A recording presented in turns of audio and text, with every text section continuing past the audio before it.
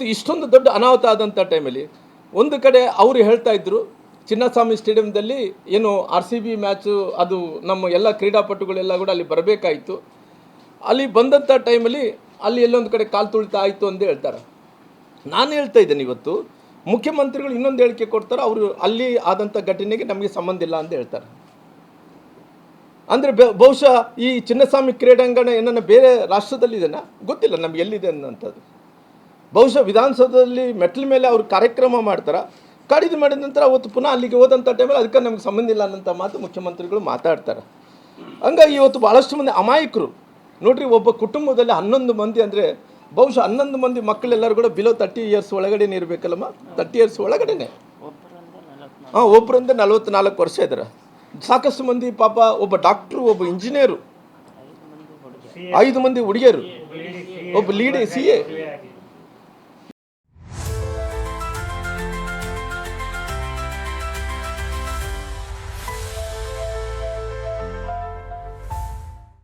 ಇಷ್ಟೊಂದು ಮಂದಿ ಅವರು ಕಾಲು ತುಳಿತದಲ್ಲಿ ಡೆತ್ ಆದ ನಂತರ ಪ್ರಾಯಶಃ ನಾನು ಹೇಳ್ತಾ ಇದ್ದೀನಿ, ಸರ್ಕಾರದ ಕೊಲೆ ಇದು, ಈ ಸರ್ಕಾರದ ಪ್ರಾಯೋಜಿತ ಕೊಲೆ ಇದು.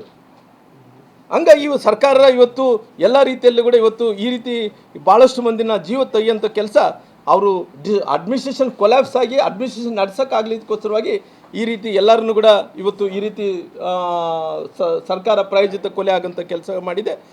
ಹಂಗಾಗಿ ಎಲ್ಲೋ ಒಂದು ಕಡೆ ನಾನು ನೋಡ್ತಾ ಇದ್ದೆ, ಮೊನ್ನೆನೋ ಗೊತ್ತಾ ಇಲ್ಲ, DK ಶಿವಕುಮಾರ್ ಕಣ್ಣೀರು ಹಾಕ್ತಾಯಿದ್ರು. ನಿನ್ನೆ DK ಶಿವಕುಮಾರ್ ಕಣ್ಣೀರು ಹಾಕ್ತಾಯಿದ್ರು. ಅವತ್ತು ದಿನ ಎಲ್ಲರೂ ಬಂದಂಥ ಟೈಮಲ್ಲಿ ಕಪ್ಪಗೆ ಮುತ್ತು ಕೊಡ್ತಾಯಿದ್ರು. ಅಂದರೆ ಅವತ್ತೇ ಕಣ್ಣೀರು ಸುರಿಸಂಗಿದ್ರೆ ಅಲ್ಲಿ ವಿಧಾನಸೌಧ ಮೆಟ್ಲ ಮೇಲೆ ಇವರೆಲ್ಲರಿಗೂ ಸನ್ಮಾನ ಮಾಡ್ತಾರೆ. ಅಲ್ಲೇ 4 ಮಂದಿ ಡೆತ್ ಆಗಿದ್ದಾರೆ.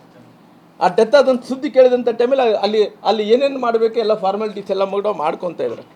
ಹಂಗಾಗಿ ಇವತ್ತು ಈ ರೀತಿ ನಾನು ಹೇಳಿದಂಥ ನೋಡಿದಂಥ ಟೈಮಲ್ಲಿ ಎಲ್ಲ ಒಂದು ಕಡೆ ಇವತ್ತು ಹೇಳ್ತಾ ಇದ್ದಲ್ಲ, ಭಾಳಷ್ಟು ಮಂದಿ ಸತ್ತಾರ. ಈ ಸತ್ತಂಥ ಮನೆಗೆ ಸತ್ತಂಥವ್ರಿಗೆ ಅವ್ರ ಕಣ್ಣೀರನ್ನು ಒರೆಸೋಂಥ ಕೆಲಸ ಯಾರು ಮಾಡಿದ್ದಾರೆ? ಇವತ್ತು ಎಲ್ಲ ಒಂದು ಕಡೆ ಅವ್ರನ್ನ ಸನ್ಮಾನ ಮಾಡ್ತಾರೆ.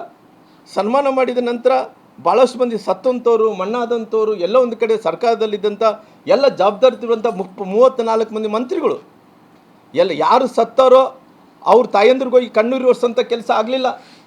ಯಾರು ಸತ್ತಾರೋ ಅವ್ರಿಗೆ ಮಣ್ಣಿಗೆ ಹೋಗೋಂಥ ಕೆಲಸ ಆಗಲಿಲ್ಲ.